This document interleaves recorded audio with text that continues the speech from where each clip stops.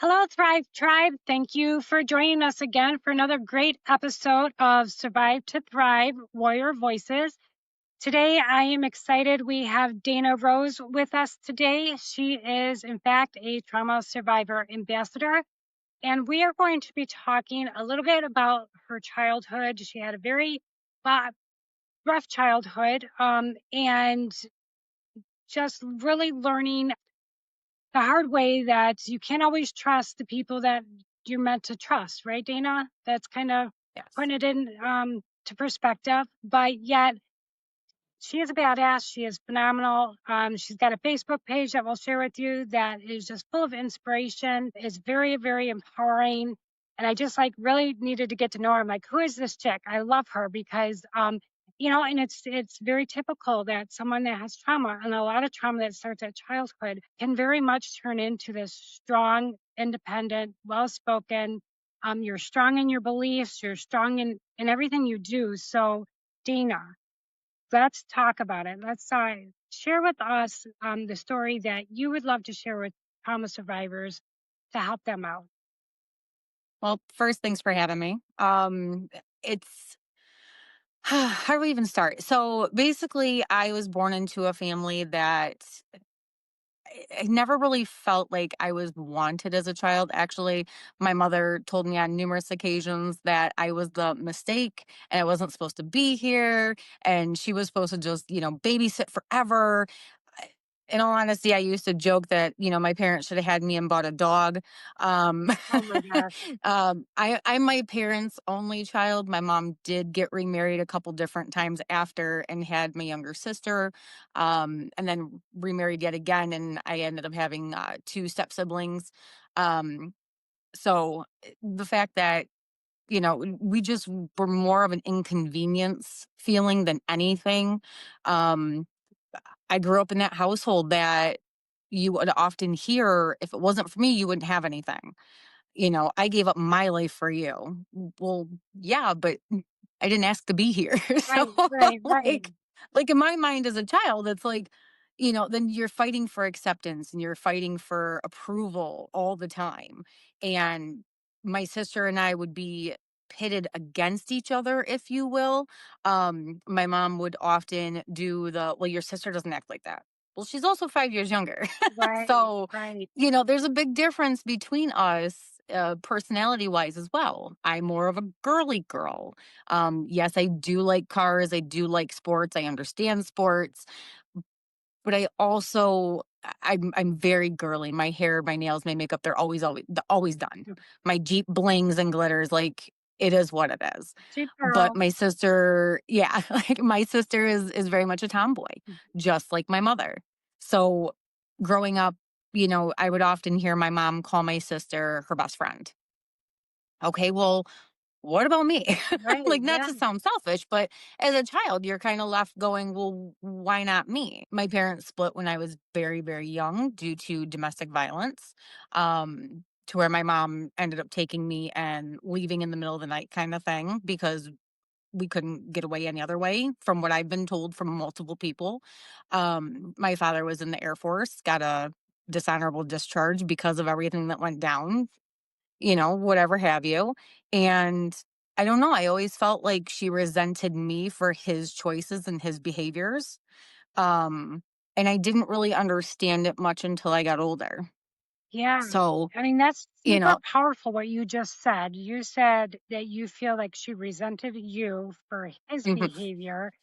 That's really interesting to me in that they split when you were young. So how far back or how young do you think you were when, looking back now that you really started to feel like this inconvenience in this being a mistake? About when my sister was born. So I she was born in January of '89 and I turned 5 in April. So we're just about 5 years apart. But I can remember, my mom being very short with me, and if I needed help with something, she'd get upset and frustrated. Like, I never went without, so I don't really want to depict, like, a rough childhood, like we were poor or anything like that. It was more of, like, a mental and psychological, emotional, kind of, rough. if Yeah. you will. If I ever asked for help, it would be held over my head for years to come. I mean, all throughout my childhood, my adolescent years, my young adult years, even, if I asked for any kind of help, it was thrown back in my face later on that they helped me. Mm. So how dare I stand up for myself, or how dare I have, boundaries trying to be set or anything, because 3 years ago they paid for something for me when I needed help. Wow. So Yeah. so like it was in the moment, it was always, you can always come to me, you can always ask me for help, right? But then when I would do that, There are strings attached. I paid a price for it. Like, there was always a price. Wow. And it was like that with my mother, my grandmother, um, those two mainly. Like, my dad was not around from ages 2 until 14. And that was only because I found him. I went to look for him. So I was going to ask you that. So your Yeah. dad, when they got a divorce, then he was kind of out of the picture for Oh, that. completely.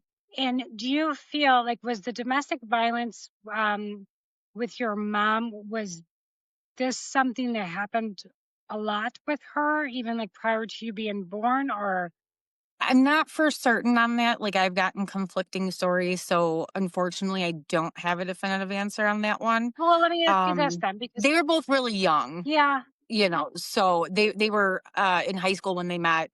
Um, I was born a year later after they graduated, so hey, my kids were too. But it, I guess what I want yeah, to ask is, because to me, hurt people, right? absolutely, And so I'm just curious because I know we're going to talk about, like, I talk a lot about unhealed trauma and how if you're not healing from trauma, you will stay on that hamster wheel and right, you will continue to get trauma after trauma. And to me, if she never healed from the trauma that right. your dad caused her through the domestic violence, then I'm not giving it as an excuse. It's not an excuse. No, absolutely, I'm more or less saying it because we don't want to be that person. Like when we go through trauma, we want to right. heal. So then we're not hurting other people, you know? Um, Yeah, absolutely. so when you were 14, then you reconnected with your dad. Tell me a little bit about that. So I wanted to meet him. Like, I didn't understand when I was growing up, why my dad wasn't around. Like, I always had all these friends that their parents were still married, or, my friends that had parents that were divorced, they would go to their dads every other weekend kind of thing. So I was always that odd one left out. Like, I didn't have that father connection. I had a stepdad, but he was my sister's dad. So, Mm.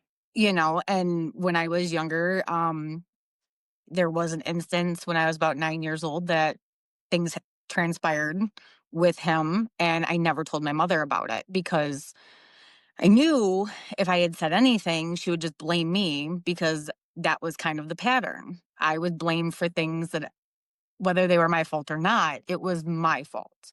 So, like, if my sister did something, if she broke something, Dana, you should know better. You're the oldest, this and that, blah, blah, blah. I always tried to understand, like, where that was coming from, because my mom is the younger sister by 6 years. Her older brother is 6 years older than her.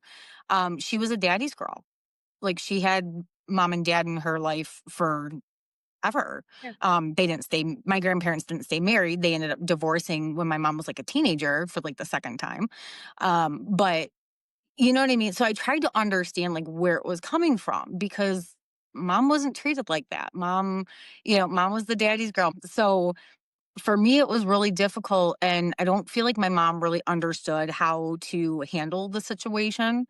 Um, but I definitely tried to reach out to my dad, and um, I found him at his dad's house. They lived like 2 blocks away from my grandmother. Wow. So I walked over there one day, and my mom was like, "Here, you wanted to meet him. Here he is." And he was outside washing his car, and he acted like very nonchalant about it. Like, he didn't know what to do or think or say to me. He kind of walked over and gave me like this half side hug, which I thought was really awkward and weird. Um, but What I were mean, you, did he know you I were was trying to coming? understand where he was. Yeah. Did he know you were coming that day to see him or no? No. Oh, okay. No, So, not at so all. you had these My expectations of this reunion, right? And Yes. then you just Yeah, kind of, I'm 14 years old. I'm adolescent teenage girl. Like, I was like, "Oh my god, maybe somebody that'll love me, maybe somebody that'll want me around." Right. Because in the back of your mind, that's all you can hope for. Sure, especially if you're I And mean, you crave it, especially if you're not yes, receiving it at your home. correct. So let me ask you this, so when he gave you that half-ass hug, um, what did that do to you? Because to me, if you had these expectations of like, "Oh, I'm gonna meet my dad and everything's gonna be great, and maybe it'll be someone that loves me," and then he's just kinda like, "Hey," like, what Yeah. did that do to you, um, emotionally at that It time? kind of it kind of crushed me a little bit, to be honest with you, because here I am thinking, wow, okay, cool. Like I have this whole other person that might save me from this BS that I'm dealing with that I didn't ask for. I didn't ask to be born into this family. Like, but somehow it's my fault. It kind of just went out the window. And I did everything that I could do as a child to try to salvage some kind of relationship with him. And I mean, he would go off and on. He would say that we'd make plans and then never call, Yeah. or we would make plans and he wouldn't show up. What did it do to you to And realize though that you hadn't seen him in years, right? Really? And then he was right, like literally right down the street when you were that yeah, young? my mom had gotten word that he had moved back recently, and that's when she took me over to go Okay. meet So he him. wasn't always right down the street because I'm thinking, wow, No, because at 14 you could no, kind of connect the two and go, you mean he's been down right, here and I haven't seen him?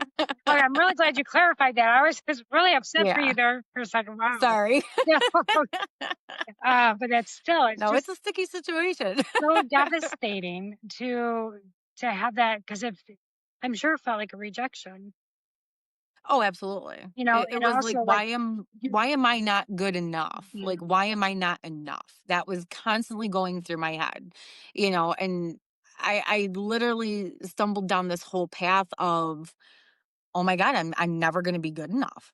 Like I went into a depression, and at 15, I finally told him to basically eat whatever he wanted, um, and leave me alone Hey, this because I podcast couldn't is all handle, real and authentic. If you got to swear, girl, go ahead. like Because I will. I honestly, I picked up the phone and I called him one day and I said, "I can't deal with this. This is not fair to me.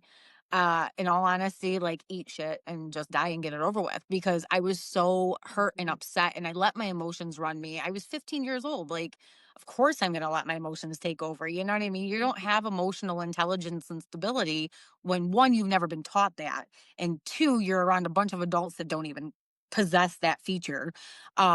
But then, I mean, you have puberty and everything going through, right? So, I mean, I had this whole mixed bag of emotions of, oh my God, nobody loves me. And then by that point, I'm on my second stepdad for 2.5 years by that point. And I see how he is with his kids. And it's like, okay, well, you're great with your kids. My mom's great with my sister. Like, hello. I Mhm. kind of came here first, people. Yeah, you felt completely left out. So, Like, why am I the afterthought when I came first? yeah, for sure. How did that, because I mean, that is just, it's a lot of trauma at such a young age. And 15 is, I never in my life would ever want to be 15 again. It was like the most horrible No, years of your life because it is just a absolutely. big hormonal like crazy storm for a couple of years there, and you're trying to figure out who you are, you're trying to fit in, you're trying to Yep, to be cool, you're trying to learn all these things. How do you do that yep. when at home you have no you felt like you had no place to fit in even at home? So during those middle school, high school years, how did that affect you and during that time? Because that had to have been It extremely difficult. it affected me everywhere. Yeah. So none of my childhood, I didn't grow up with that best friend. I never had just one person that I could just count on and that always wanted to be, with me. Still at 41 now, and I've never experienced just that one best friend person that, always wants to go places with you and always wants to like spend time with you. And like, it's never been like that for me. So in middle school and high school, when all of this is kind of like unfolding and it's getting worse, I didn't fit in with anybody. So I became this chameleon. I was in survival mode the whole time. I became this person that literally could talk to anybody. I could hang out with anybody. I had a Letterman jacket in high school because I was on the softball team. I did cheerleading. I did the dance team. I I was in band in elementary school and middle school and, this, that, and everything else. Right. So, I mean, I had this plethora of interests, if you will. Right, right, But I was the girl that could hang out and talk to anybody. So I had friends in drama club. I had friends that were emo. I dated guys that were skaters. Like, I didn't care. Like, I had friends that were jocks. Like, I could literally talk to everybody because I understood that everybody had a little bit of me within them that I could relate to, wow. because you have those emo kids and they don't feel like they fit in anywhere. So, oh, I get that completely.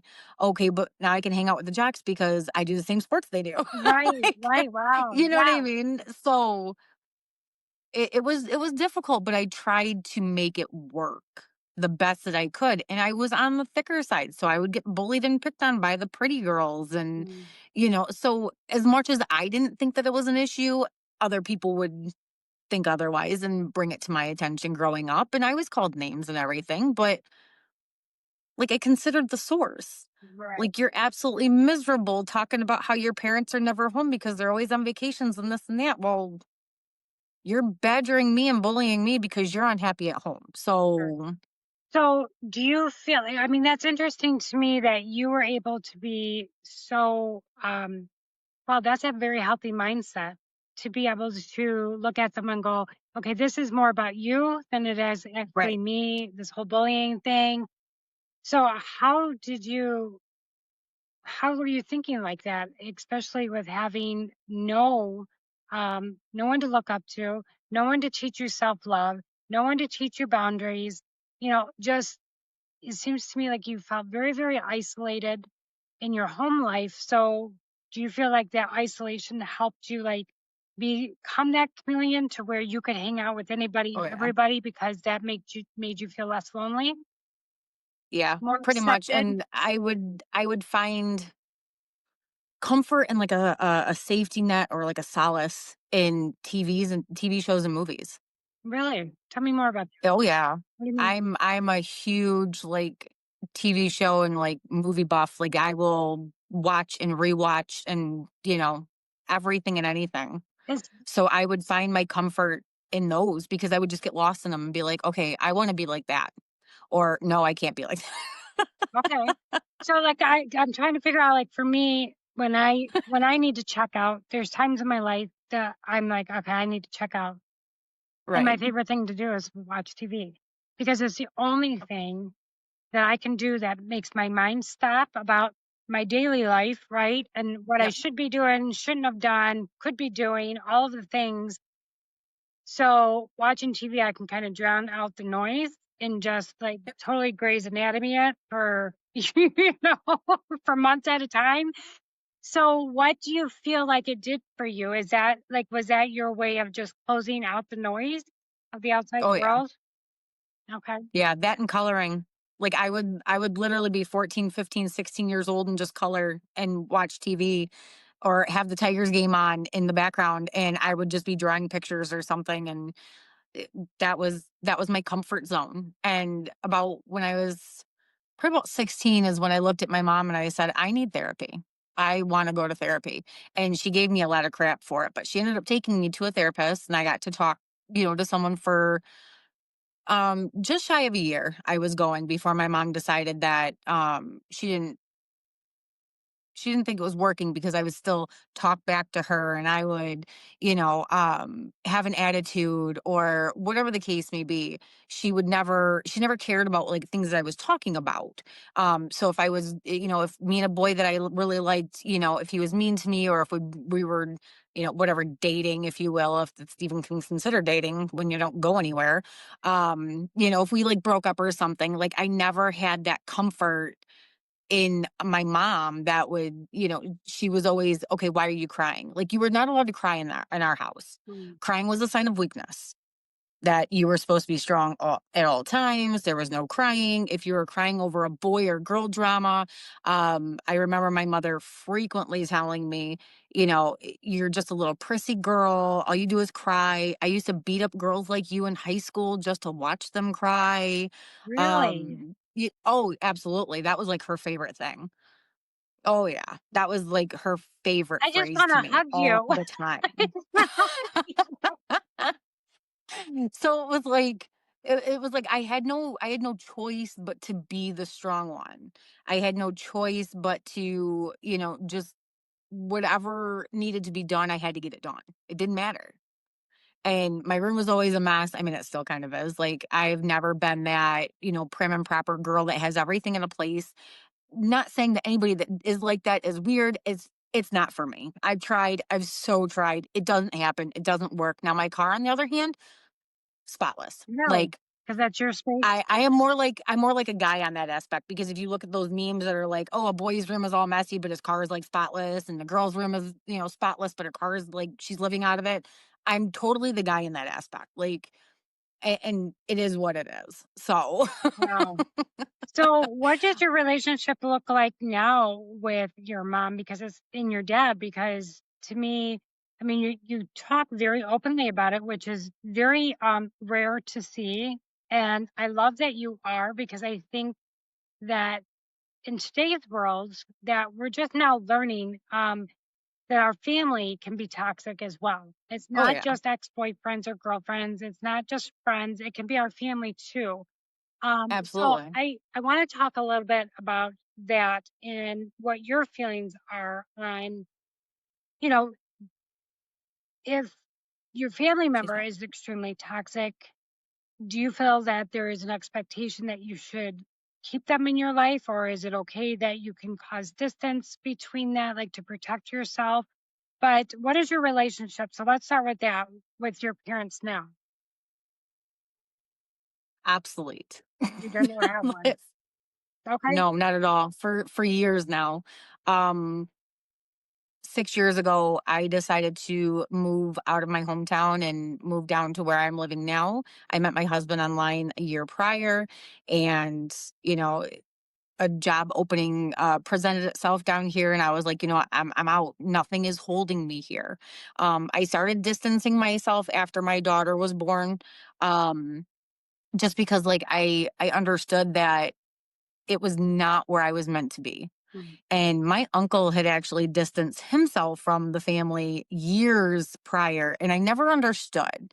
Like, so he would come to family functions and stuff for like holidays, but then he would always leave early. He'd get there late and he'd leave early. And I was like, what is going on? Like, we can do that? Because you don't know that that's an option. Right. Because you feel compelled to fight for the approval and fight for the acceptance. And um it was like I noticed that they would talk bad about him when he wasn't around. And my dad, when I turned 18, I found out he got remarried because I saw it in the newspaper. Like, had no idea. I contacted him, at 18, and was like, "Hey, listen, like, let's try this again." I always ended up feeling like I was the adult though, Right. and not the child, which really bothered me. And we were kind of on again, off again until I had my daughter. It really hurt me when I was pregnant with my daughter, because my stepmom at the time looked at me and was like, "Wow, you're so big that, if there's two of them in there, I didn't get to have a daughter. Can I have one of them?" Wait, what? Oh, yeah. So you're like, well, wait a second. You're Oh, yeah. married to a guy that didn't even take care of his own daughter. You think I'm about to give you one of mine? Oh, I was asked to take their family photos for them. Oh my gosh.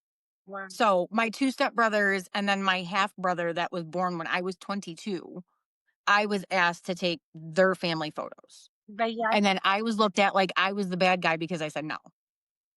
So I finally cut ties with him when I left my daughter's father. I caught him on a dating app, and he tried to play it off like it was a joke, and it wasn't the first time I had caught it. So I finally was like, "All right, I'm done. I'm out. Like, I don't want this." sure. And my father served me my divorce papers while I was at work, How did he get you divorced? Like, whoa, because right? he was friends with my soon to be ex, like my daughter's father. Like, they had become close. Wow.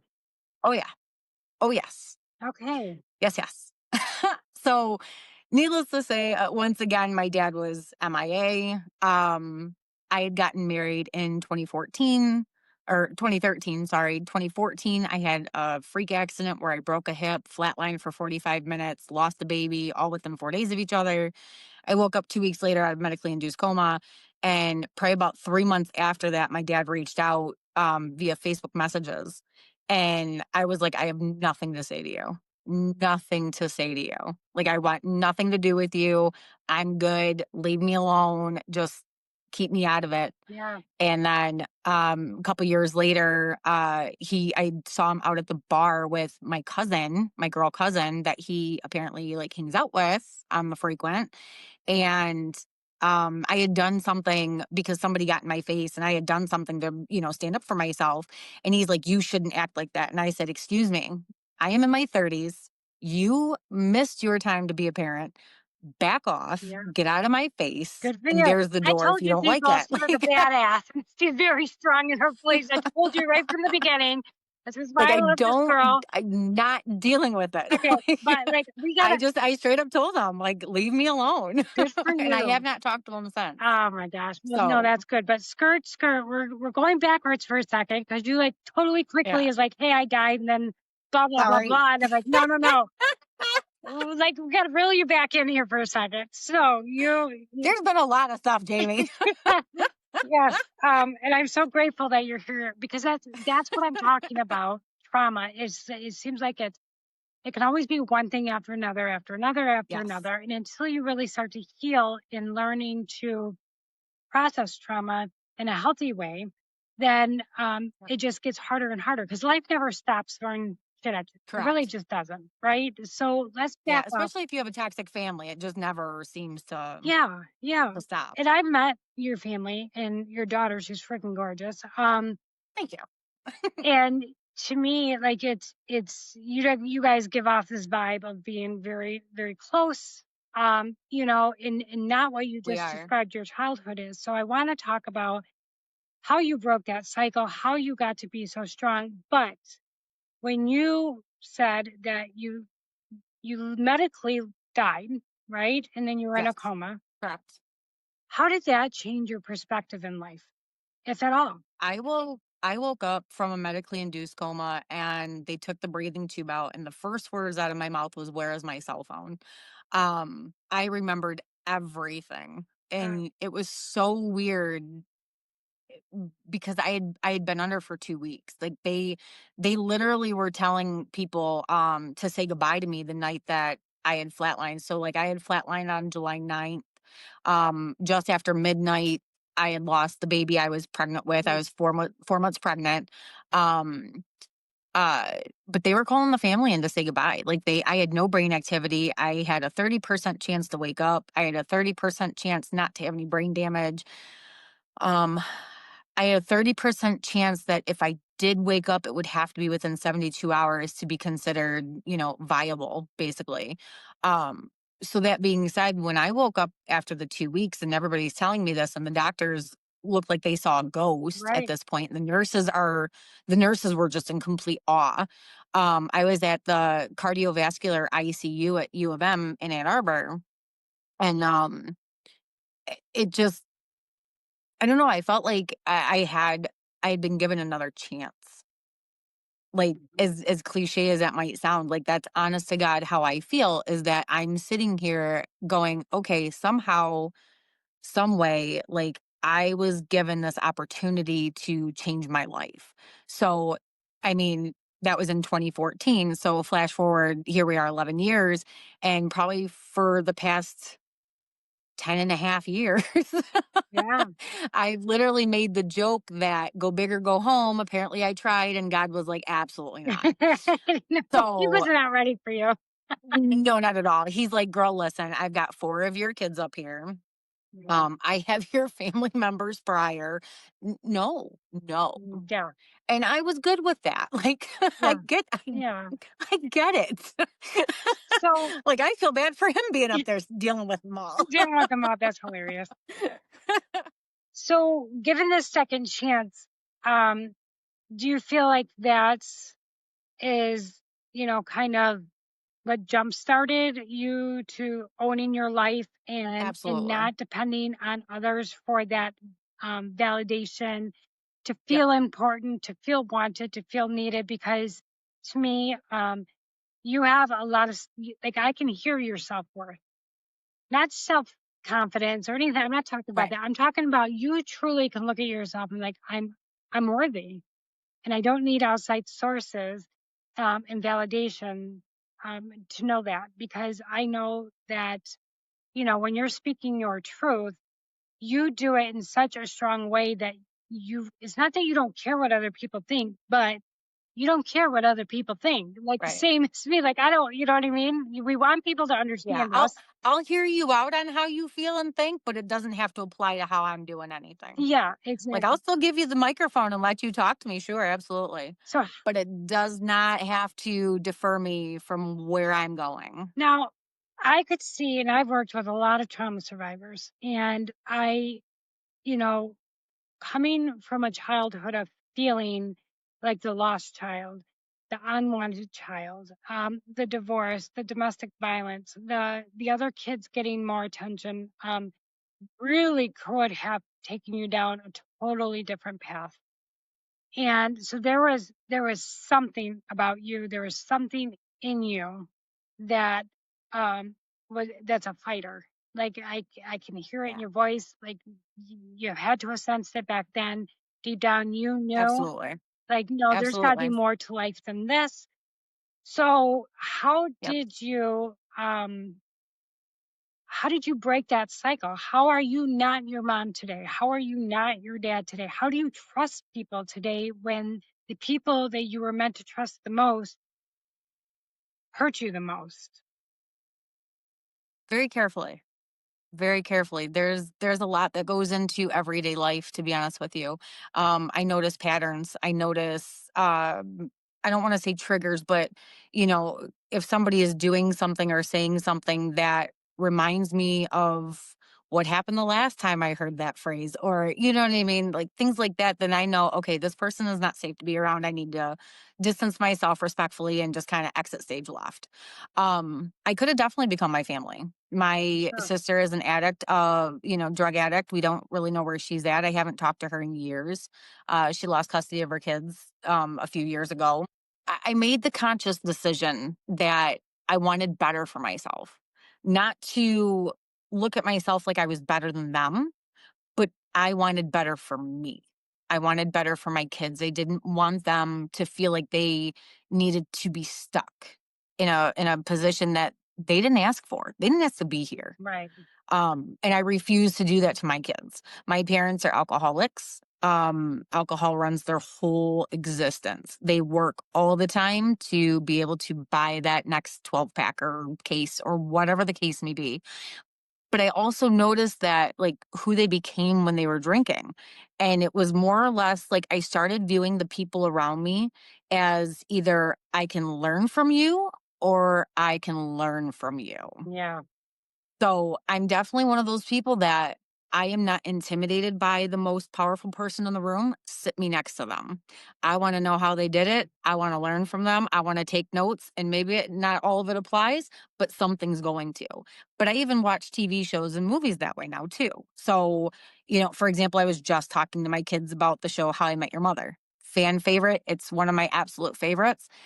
But then we were talking about, okay, well, if you go to church, are you not supposed to watch certain things like this because it, depicts a lifestyle that isn't, faith based or godly? And I'm like, absolutely. It's all in how you view it. So Right. you can watch the show and go, okay, well, A, it's a show, it's scripted.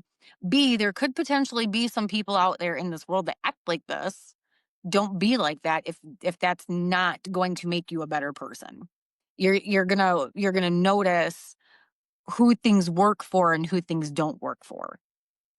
Typically the people that are not getting where they want to be in life are the ones that are putting up their own roadblocks.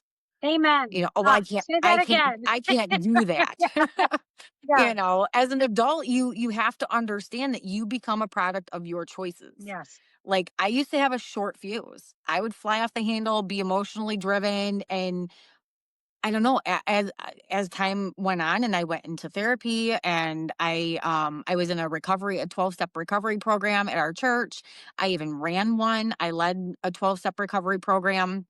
Not because I was addicted to anything, but, like, I'm a family member of addicts. I am a friend of an addict, like, and that could be food, that could be chemical, that could be alcohol, that could be anything. That could be, pornography, that could be, anything. Sure. So I've been cheated on in my life. Like, you're recovering from something. Everybody is recovering from something. Yes. And if you're not trying to recover from something, you're lying to yourself and you're in this cute little state of denial where you don't want the pain to resurface. And I get that 110%. I didn't want to unpack the things in therapy that I unpacked, but I knew if I didn't, I'd be stuck. So And who wants to carry all this baggage around? Like, I have a bad back. I don't want to be carrying this stuff. you just had Like, back I surgery. don't want to take it with me. No kidding. Like, I want a cute little purse, damn it. Like, I don't want like this giant bag of, unhealed crap that you cannot bleed on people that did not cut you and expect them to still be happy around you. Right. That Like, is it just so doesn't work like powerful. that. Right. No, that is so powerful, but yet so many of us do that, right? So Agreed. Because it's human nature. It happens. so You you do it think it sometimes took without thinking. you think it took counseling and being able to open up and tell your story and heal from that to get you to hmm the other side of trauma is what I'm hearing you say, right? Yes, it's basically like I had to decide where I wanted to be and how I was going to get there. Yes. I mean, if you continuously do the same thing expecting a different Hmm. outcome, Right. No, and that's I love that you bring that up like, because I say that in my coaching all the time and with my clients. And what I'll say is, you have to make a decision. Everything starts with a decision. You can do anything you yep, want, but the very first thing you have to do is make a decision. People that are full of anxiety is because they typically haven't made a decision one way or the other. So they're like in this floaty land, trying to figure out which way to yes, go. But when you make that decision, then what I say is, then every decision you make going forward, you need to ask yourself, is this going to help me get to where I want to be? Or is this going to keep me from there? Because yeah. Or is it you going to send you yeah, backwards? because if you never make it there, guess whose responsibility that is? It's only yours. Yes, having the end goal of what I want to be, what I want to be when I grow up, or who I want to Right. be. Most importantly, of who I want to be, Yes. and then Yes. all your decisions will either get you there or it will send you backwards.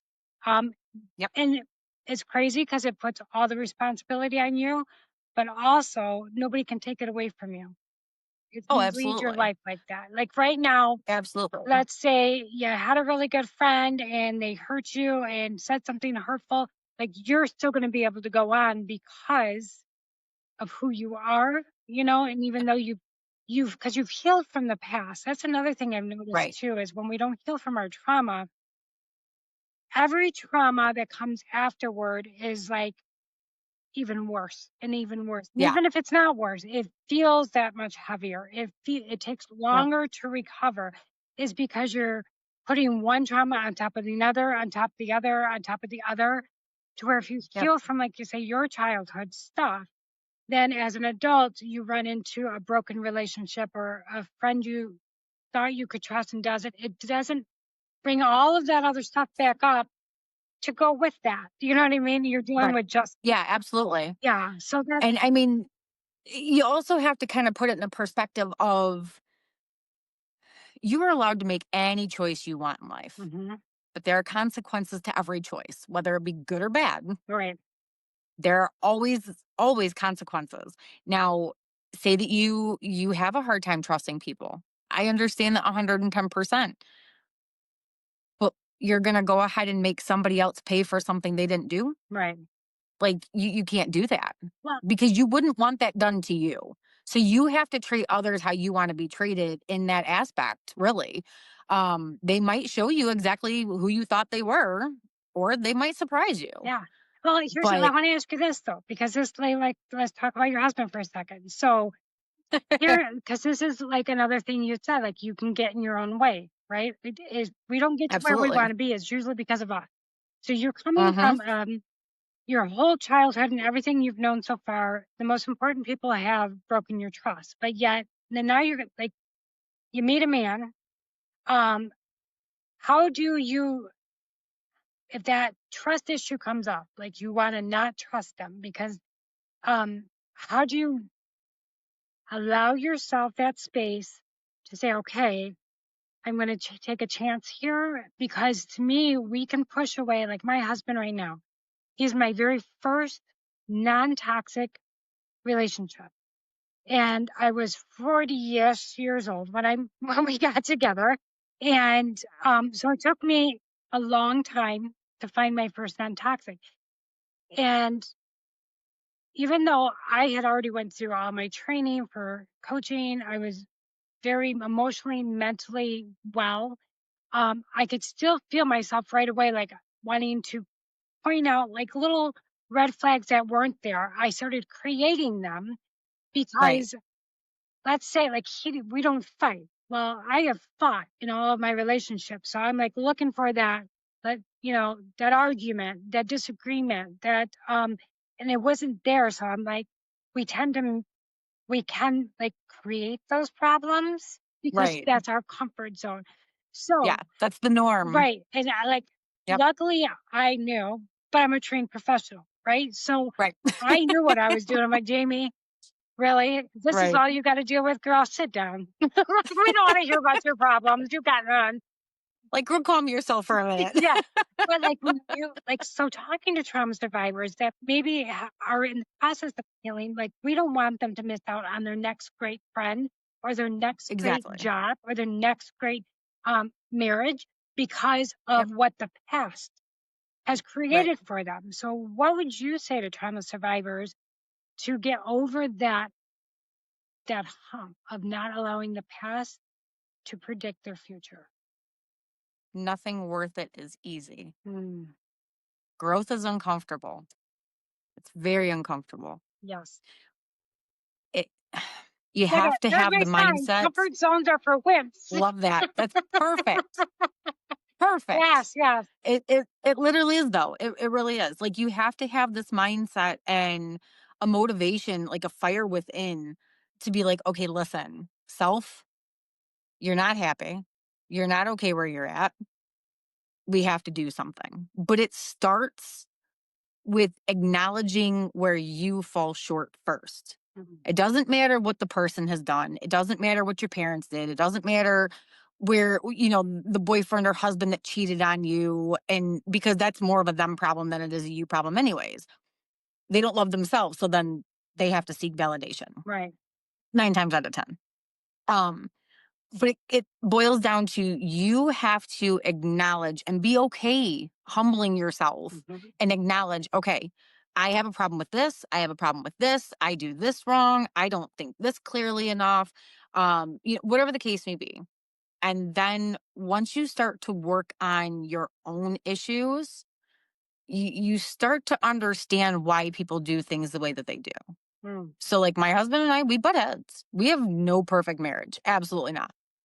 But I know that he hasn't healed from things from his childhood. right. So he's carrying around this baggage. And as much as I want to hold him accountable, he's got to hold himself accountable first before we can even have that talk. Sure. But I had to learn that the hard way, which is usually how I learn things anyway. So it just made sense. But I'm okay with it. Like I own that. Yeah, I'm the But I'll accountability I'll queen. admit that about me. Yes.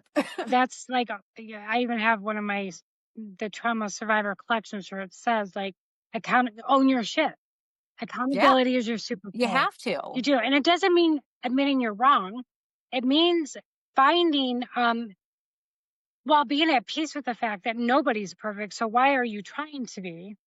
You know, Right. and the Right. more Exactly. you can hold yourself accountable and own your mistakes, you are surrounded by people that are comfortable with you because you're not trying to be perfect. But yes, it's Correct. identifying like your shortcomings as well. So like when I was in a toxic relationship, I could like, well, I wasn't I didn't have any boundaries. So of course I got away with it. I taught them it was okay to treat me like crap. That's like Yep. taking accountability. It's not saying that Yep. I was wrong. It didn't do me any Right. favors, mind you. But if I Right. wanted different, I needed to get to the source of it. Is And it also doesn't excuse them from their bad choices. exactly. It's just acknowledging where it stemmed But we from. can't If change you don't them. set your boundaries, Exactly. And we can't change of them. course they're going to do what they do. Exactly. Yes. You kind of opened the door for them and said, "Here, I don't care about me so much. I will do whatever." Hmm. But you have to be able to look back in any kind of situation, and that's what I think hit me the hardest is I was like, "Oh my god, why did all this stuff happen to me? Like, I did nothing wrong." And then I got digging even deeper and it was like, "Oh, but I did." But I did. Yeah. And I feel like it's very easy for us a lot of the time, especially with, social media and everything, to feel justified in your behaviors, justified in your actions because like I am very much a reactor. I am not an actor. So it takes something to happen to me for me to react to it. And then this whole other person comes out where it's like, I don't want to be that person. But had this action not happened, I wouldn't have acted like that, which is understandable Right. because you're provoked.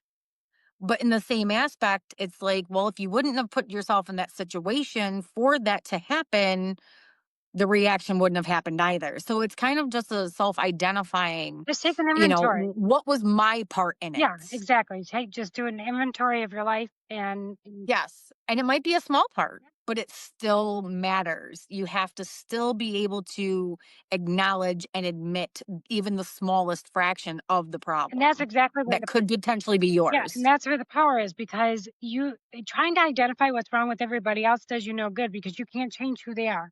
Right. So Right. so going, well, it's his or her fault because they blah blah blah. It doesn't really matter. So if use your energy on yourself. And I will tell you, like, I'm a recovering alcoholic.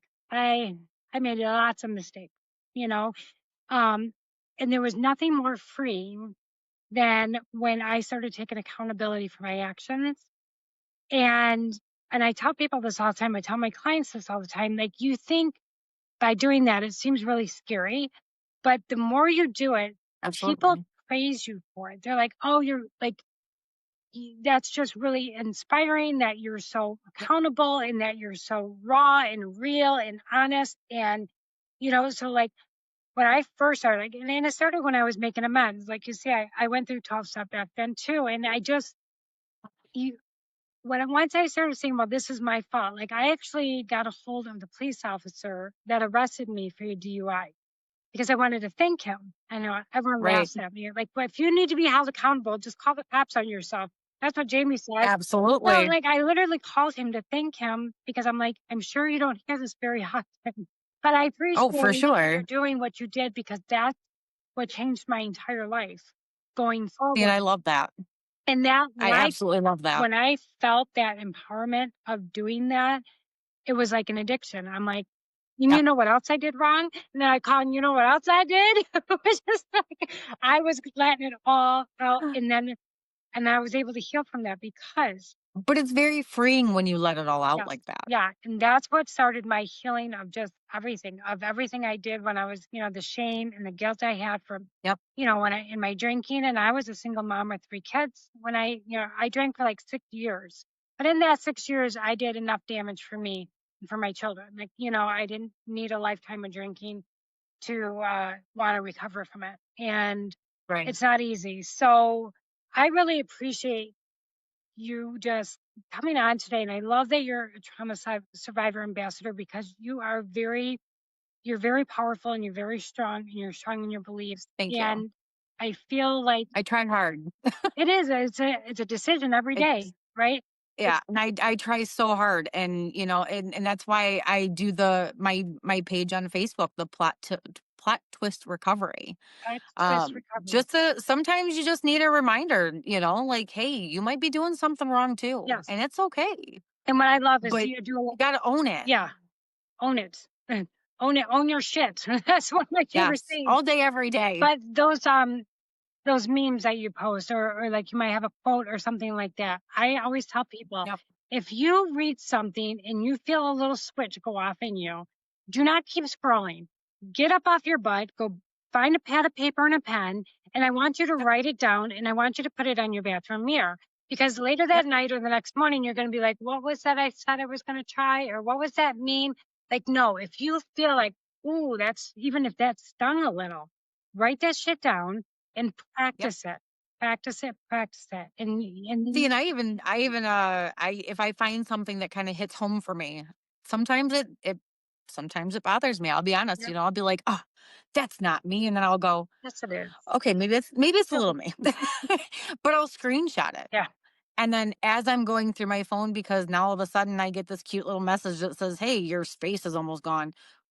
Okay, well, now I have to go through my phone, but it could be months down the line, but I'm going to stumble across that screenshot again. Yes. All right. And I'm going to have that little reminder of, Yeah, you got. yeah, Is I need to pay attention to that. Yeah, if it sounds good, if it sends off some signals, that means it's, they always say like triggers are Yep. unhealed things inside of you, right? And so if something's triggering you in a good or in a bad way, you need to dig deeper on it, right? If you're offended, there's some truth to it. Yes.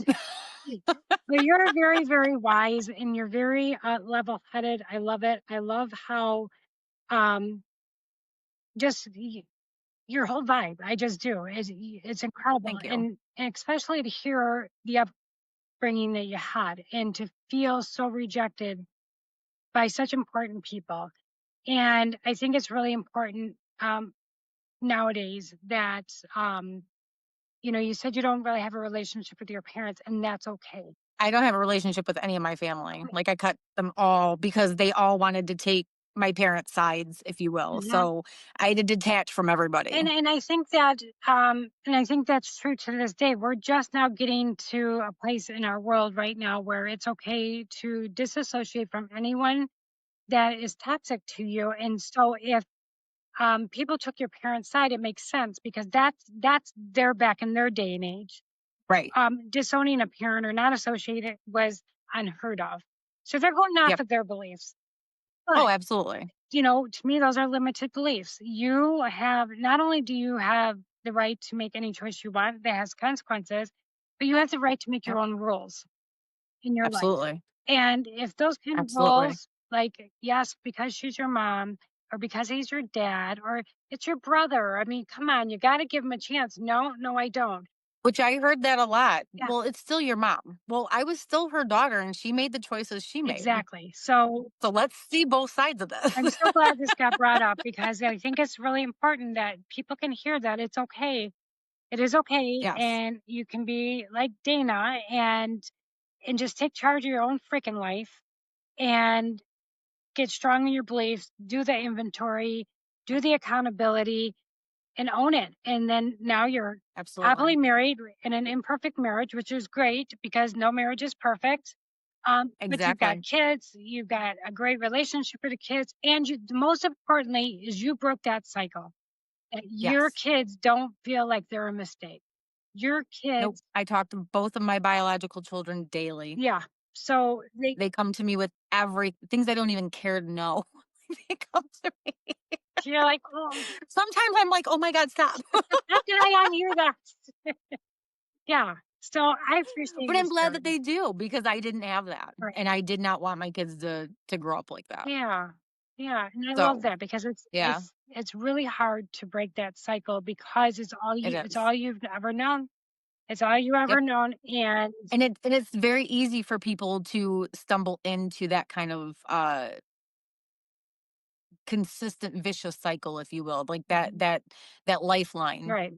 Um, you know, I go back to a story that I've heard a million times where two kids can be raised by the same parent. One follows the parent and one completely disassociates. And it's usually like you can be raised by an alcoholic and you either become an alcoholic or you become not one. Hmm.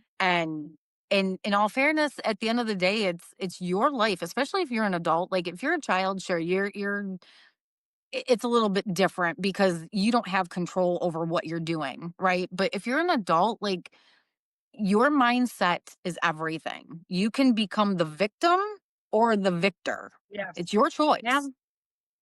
And it all But starts with your thoughts. it's gonna be a rocky road. Hmm. Yeah, it is. But it's one worth taking. Like you Oh, said, absolutely. I'd be lying if I said it wasn't worth it. yeah, it's definitely, Like, I don't have family to go to on holidays, and I don't have anybody calling me, wishing me happy birthday unless, it's friends. But I also don't have to deal with all the bullshit in between every day. I don't you don't fight have for to pay a anybody's high price acceptance or over, validation. yeah, Yeah, like, I don't have to fight for anything anymore. yeah, I choose who I want to be around me, and I get to, pick and choose my battles. yeah. That's so And important. I don't have to fight for validation is the biggest. That was probably the key for me, Yeah. And is that I no longer have to minimize myself, make myself, small. smaller or water myself down. No, I'm full flavored. Respectfully, I don't care if you can't handle it. Yeah, so am I. I'm top shelf, baby. Like, I'm not dealing with this. Yes, I love There's it. no ice in me. I love it. And it just, like I said, I can't say it enough. Just coming from the childhood you did and hearing you, that's what I'm saying at the very beginning. Like you have this just incredibly strong. And when I say strong, it's not always easy to be strong, but when it No, is not just the not crying, that's not, to me, crying means right. you're strong. That you, that Absolutely. you are so comfortable in your own skin and of who you are that you allow yourself to feel all emotions around whoever. That to me is Yep. being strong. And, you have to cry to let that out to make room for other good Yes. stuff to come in. You have to get Absolutely. that stuff out. But so again, thank you. And one other thing I want It's to my very pleasure. much point out is when it comes to subjects of like toxic family, toxic relationships, um, all of the things in learning that it's okay to disassociate with people like that is like I know your mom in particular was an alcoholic and she went through domestic Mhm. violence. Um, we can have compassion for people Oh, absolutely. that do that, but that does not excuse their behavior. And if they're not Correct. willing to help themselves, then there's nothing you can do until they're ready. And that you need to be able to, not you, I'm talking to my Thrive tribe Right. here, No, that absolutely. you have to give yourself Absolutely. permission to disassociate, even if they have reasons for why they're doing what they're doing. But if they're not doing anything to help themselves, then then then you're out. You're out. And I'm speaking from experience. I'm speaking from being your mother. I was the alcoholic. I didn't know how to teach my children how to love themselves because I didn't know how. And they went a while without talking to me as they got older. I went through that and I think, you know what? Until I was healed and I got, very grounded. I'm 11 years sober. Um, they didn't right away trust me that I was going to stay sober. Well, shit, why Right. would they? I taught them not to trust me. I taught them not to Right. depend on me for those things. But that's where we're talking about accountability. I own that. I don't Yep. say, well, it's because I was had a drinking problem is why I was like that. No, I was like that because of everything that was unhealed in me. And I was Right. just trying to hide and mask versus Yes. deal with it. Right. Right. So anyways, thank you so much, again, Hey, not my pleasure. for sharing your story, and Thanks for having me you on. had I appreciate lots of great takeaways. I hope we get lots of people that listen to this and it. pause and rewind, because she brought up so many good points, for you guys to either take home yourself or to share with a friend that might be going through some kind of trauma. Again, follow her page on Facebook. I will put it in the description for all of you guys, because if you're like me, you won't remember what it was in 5 minutes from now. But also while you're there, like, subscribe, and share, and we will see you for the next episode. Have a good one.